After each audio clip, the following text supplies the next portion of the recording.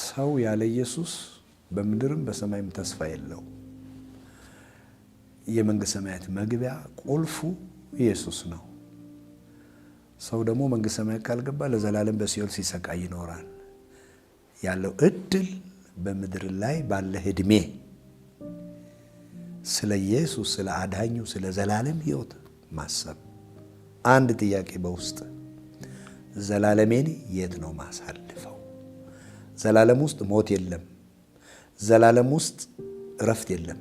ዘላለም ውስጥ ሰው በክርስቶስ ምክንያት ወደ መንግስተ ሰማያት ከገባ ለዘላለም በደስታ ይኖራል።